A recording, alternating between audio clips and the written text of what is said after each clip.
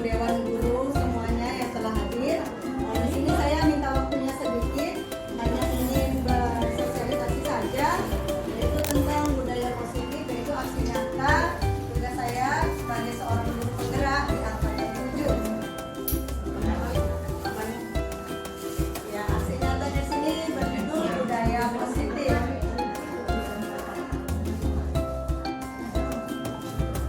Ya, menurut Ki Hajar Dewantara, pendidikan yang sebenarnya itu adalah menuntun. Ibarat kita menuntun seorang anak, potensi berjalan itu sebenarnya sudah ada.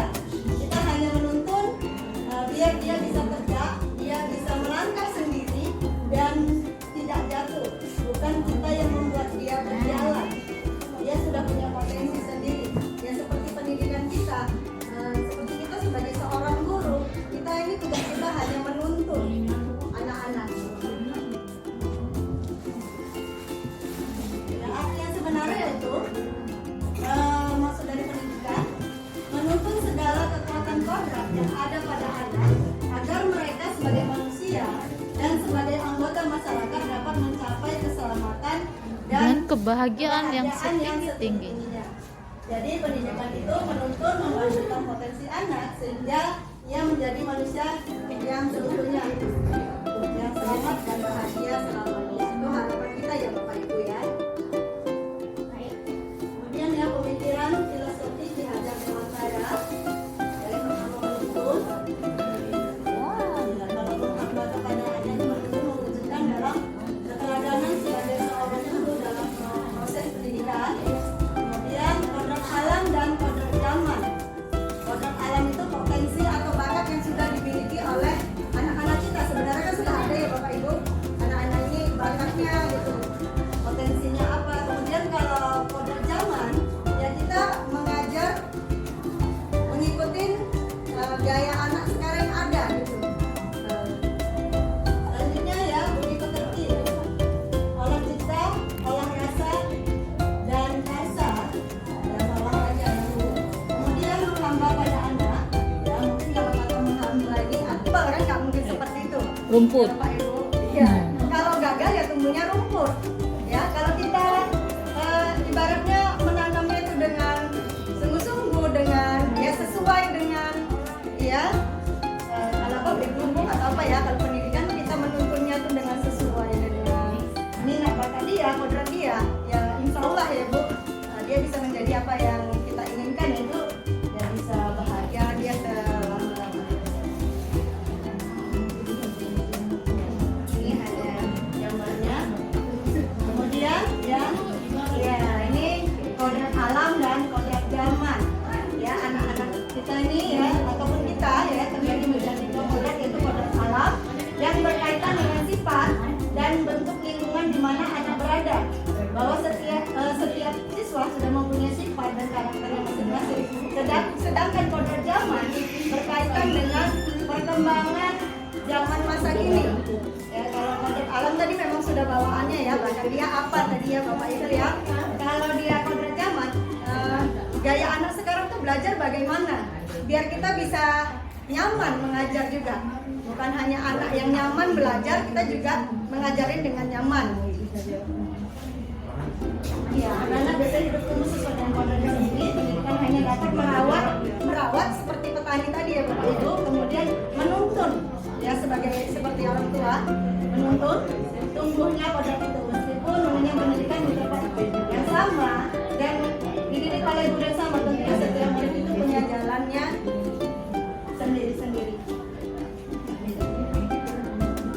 Ini yang menghamba pada anak ya, mungkin kali kamu hamba tadi yang seperti saya katakan sebelumnya, kalimat menghamba ini agak sensitif ya Bapak Ibu ya, tapi sebenarnya maksudnya menghamba itu seorang pendidik harus bisa melayani segala bentuk kebutuhan ya, maunya anak itu apa ya, karena setiap anak itu pasti kebutuhannya berbeda, keinginannya berbeda gitu.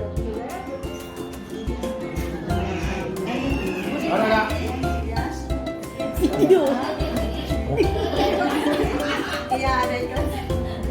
Keseimbangan antara cita, rasa, dan karsa. Jadi melatih anak untuk memiliki kesadaran diri yang untuk menjadi dirinya sendiri, dan demikian akan terlahir dengan respon bijak dalam menghadapi permasalahan.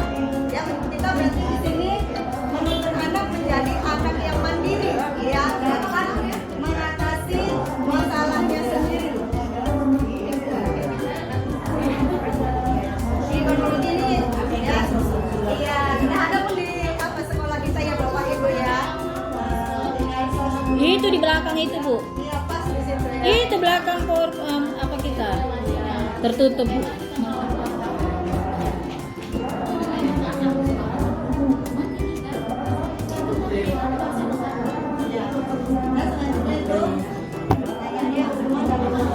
Boleh itu dikasih masukan guru penggerak. Hambanya itu diubah bahasanya yang lain. Ya ini budaya positif selanjutnya itu seperti dia boleh. Ini menurut Bapak Ibu ya, setuju atau tidak setuju ya, hukuman dapat mendisiplinkan anak. Yang kedua, pemberian hukuman dengan hal positif seperti membaca atau membersihkan halaman sekolah dapat meningkatkan disiplin anak. Yang ketiga, memberi penghargaan dapat meningkatkan motivasi belajar anak. Ya. Menurut Bapak Ibu, hukuman seperti ini setuju atau tidak? Mendisiplinkan. Ya, cara Setuju, tergantung hukumannya juga sih Bu. Ya, tergantung hukuman dan tergantung anaknya. Ya kan Bapak Ibu. Terkadang memang ada yang anak yang bisa cukup beri nasihat. Ya, ada yang memang harus diberikan hukuman baru dia bisa disiplin. Ini contoh.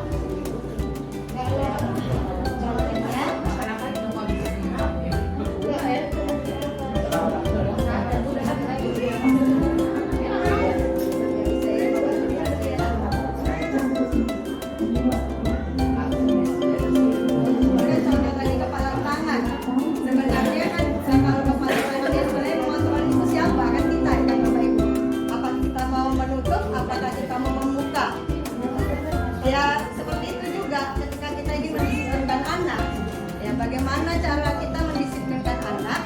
Ya, apakah dengan memberikan hukuman atau dengan memberikan nasihat atau menuntun?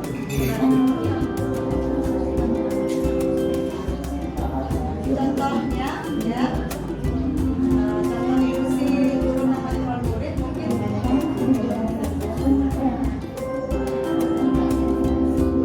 Ya, ada beberapa cara kita biasanya untuk memberikan hukuman kepada anak.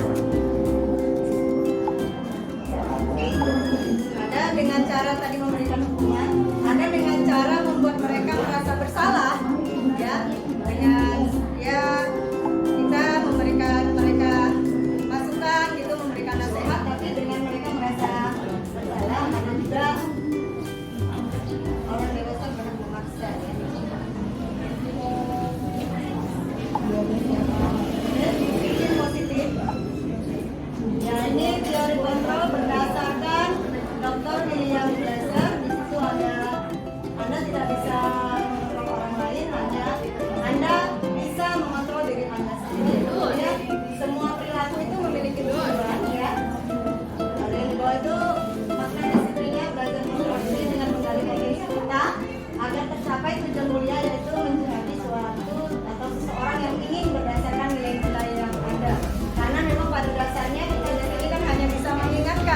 Kalau untuk merubah diri itu yang kembali kepada anak itu sendiri.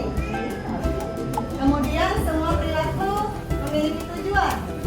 Di situ kalau perilakunya kita bisa memberikan motivasi seperti ya menghindari hukuman, mendapatkan imbalan, menghargai diri sendiri. Ya, kalau menghindari hukuman ya mungkin dengan memberikan nasihat kepada mereka. Kemudian modal berpikir, kolaborasi, konsensus, menciptakan pilihan-pilihan baru. Ini ada 5 posisi kontrol yang dapat dilakukan: pengukur, pemberasa bersalah, teman, pemantau, manajer. Ya dari posisi ini, ya biasanya bapak ibu yang ada di mana nih posisinya? Kalau memberikan hukuman apakah ketika anak-anak bersalah kita langsung memberikan hukuman? Tidak, ditanya dulu, Bu. Ya, kalau ditanya dulu berarti posisi kita itu sebagai teman. Oh, iya. Kalau bertanya, tapi kalau kita di situ memberikan nasihat, memberikan gambaran, dan memberikan masukan, itu posisi kita sebagai manajer. Biasa ditanya dulu, Ya, habis itu baru ditanya dulu. dikasih solusi. Kasih solusi. Nah, itu dia termasuk dalam posisi kontrol yang kelima, Ibu. Ya, manajer dia di situ. Tapi nggak jarang juga ya, ada juga dalam posisi yang pertama menghukum ya. Nah, dalam posisi menghukum.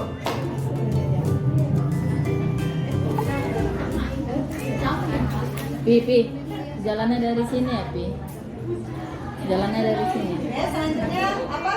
Apakah makna disiplin? Ya, disiplin Kak. ini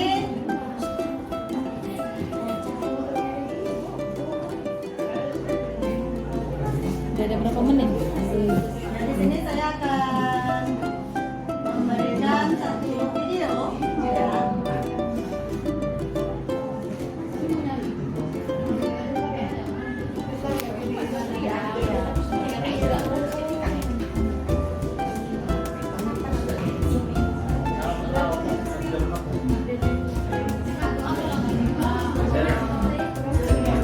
Ya, kita bisa lihat video Bapak Ibu, nanti diberikan tanggapan ya Bapak Ibu dan videonya.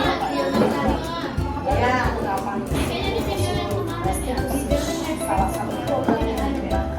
Ini dekat di sini. Dekat gini, masa posisinya?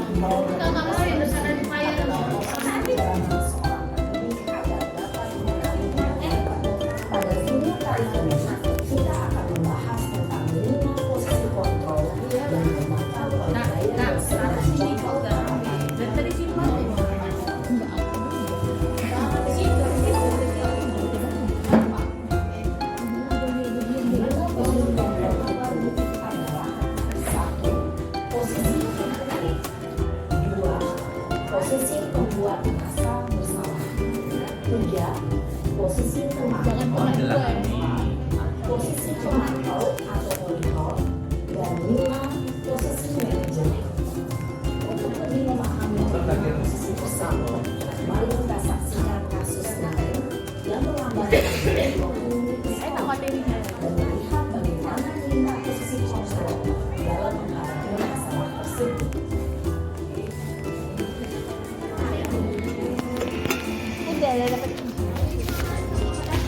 Bapak Ibu, contohnya ini contoh yang pertama itu adalah posisi penghukum.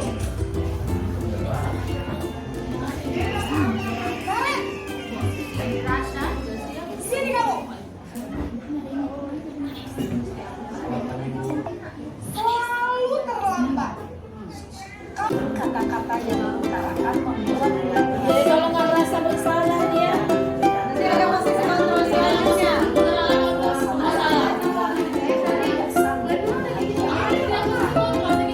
tapi terkadang dengan merasa bersalah itu dia jadi muhasabah diri. Kalau nggak ada merasa bersalah kan dia muhasabah introspeksinya. Kalau kita mau masalah ini dampaknya kemudian seperti ini Bapak Ibu ya. Kalau masalah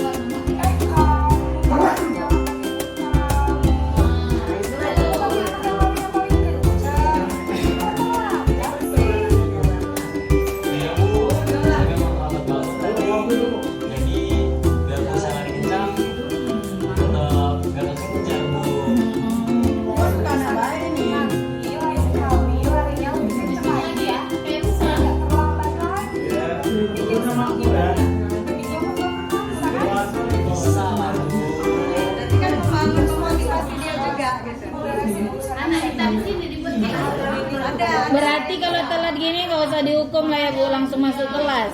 Tergantung anaknya tadi. Kita kan punya tadi seperti memegang tangan, kita yang punya posisi kontrol. Maka dari itu kan contohnya gini tadi kata ibunya gitu kan, contohnya gitu. akan merasa senang, aman, Ya, suara guru akan drama cenderung natural untuk menghasilkan Berarti kan Bu, ya. kalau telat boleh lah anak-anak tuh habis itu suruh masuk gitu. Ya itu tadi bukan termasuk. Ini tadi kan 5 posisi kontrol itu yang mengendalikan kita.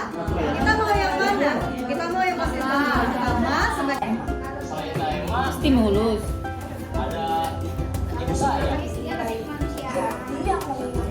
Berarti teori belajar itu kalah lah deh sama teori ini. kemanusiaan ini kan kontrol yang keempat bisa Nggak ada reward dan punishment. reward. Panis, nggak ada hukuman. bangun besok pagi. Tadi kan udah dibilang dari pertama tadi kan. Ya sebenarnya posisi kontrol itu tergantung kita yang punya kendali. Jalan dari jalan membuka kan gitu kan ya. Kita yang punya kendali, kita mau yang di mana, posisi di mana. Bekerja sama kamu. Sekarang kamu perlu kembali ke kelas untuk belajar. Baik Bu, terima kasih. Berarti kalau anak-anak telat jangan dihukum. Ya kan nggak dihukum, kita mau mengarahkan. Kan ibu juga selama ini nggak menghukum kan Bu. Entah ibu Ya kita disuruh dari atas untuk menghukum lah jadinya. Bertanggung jawab. Jadi gimana?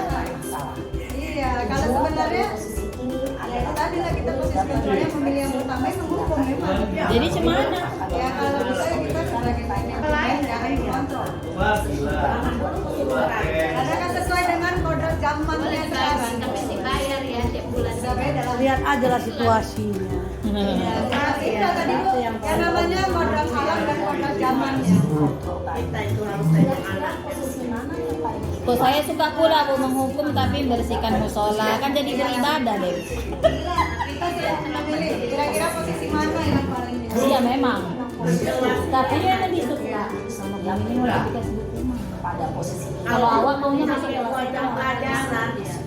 Mau awal masuk kelas aja deh langsung kan mengurangi beban tiket juga kalau nggak ada hukuman. Kalau ada hukuman jadi tanggung jawab awal lagi nengokin anak tuh. Lah. Katanya kan nanti anak jadi merasa bersalah. Kayak kita. Ya Bapak Ibu, intinya kan satu tadi. Tujuan kita itu buat anak yang mandiri, disiplin. Tapi tinggal cara kita aja bagaimana tadi. Dari lima posisi. Memang kebanyakan selama ini kita punya posisi yang pertama ya kan Bapak Ibu. Menghukum. Posisi kedua, membuat mereka merasa bersalah. Yang ketiga, itu kan tadi posisi kontrol. salam dan bahagia. Ibu Bapak Ibu hebat. Ya Bu, ya.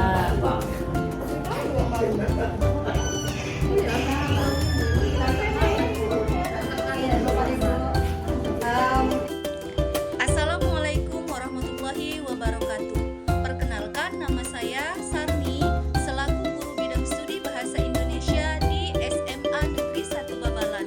Pada kesempatan ini saya ingin memberikan beberapa komentar terhadap CGP angkatan 7 yaitu Ibu Iis Sugiana.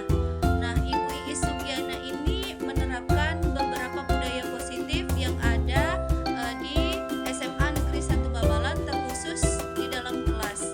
Nah, saya melihat dan menyatakan bahwasanya landasan yang dikatakan oleh Ki Hajar Dewantara terhadap dunia pendidikan untuk mengubah pola pikir atau mengubah mindset bahkan mengubah perubahan aksi nyata di dalam kelas itu sangat baik untuk dilakukan. Kenapa? Banyak sekali hal-hal positif yang dapat diterapkan. Salah satunya yaitu kesepakatan kelas yang telah dilakukan oleh Ibu Iis Sugiana. Hal ini sangat menarik. Saya selaku rekan sejawat menyatakan bahwasannya dengan diterapkannya atau dilakukannya budaya positif, misalnya itu kesepakatan di dalam kelas membuat siswa itu lebih kondusif dan lebih nyaman karena mereka dilakukan bebas berpendapat, tidak berfokus pada guru tetapi berfokus kepada murid. Nah, yang kedua yaitu terhadap penyelesaian masalah kasus yang ada kepada siswa. Hal ini ketika saya melihat penyelesaian masalah yang dilakukan oleh Ibu Iis Sugiana sangat luar biasa. Artinya apa? Ketika mereka melakukan penyelesaian masalah yang dihadapi oleh murid, Mem Iis itu selalu memberikan masukan-masukan atau solusi yang baik atau solusi yang terbaik. Artinya saya melihat program dari guru penggerak ini dapat mengajarkan guru-guru khususnya pendidik berpihak kepada murid. Maka saya sangat semangat dan sangat tertarik. Bahkan program guru penggerak ini dapat menginspirasi saya terhadap perubahan-perubahan mutu pendidikan, terkhusus perubahan pada murid yang. Assalamualaikum warahmatullahi wabarakatuh. Perkenalkan, nama saya Febria dari kelas 10 MIPA 1. Di sini saya akan menceritakan secara singkat mengenai suasana ataupun keadaan kelas ketika sedang mengikuti kegiatan pembelajaran bahasa Inggris.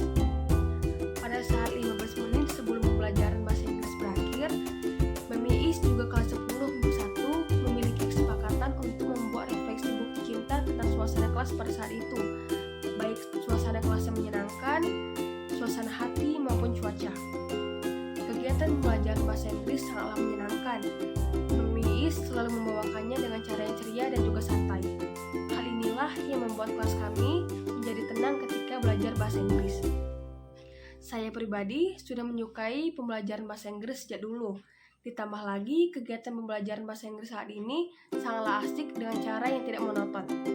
Demikianlah yang dapat saya sampaikan. Mohon maaf jika ada kesalahan. Wabillahi taufiq wal hidayah. Wassalamualaikum warahmatullahi wabarakatuh. Terima kasih.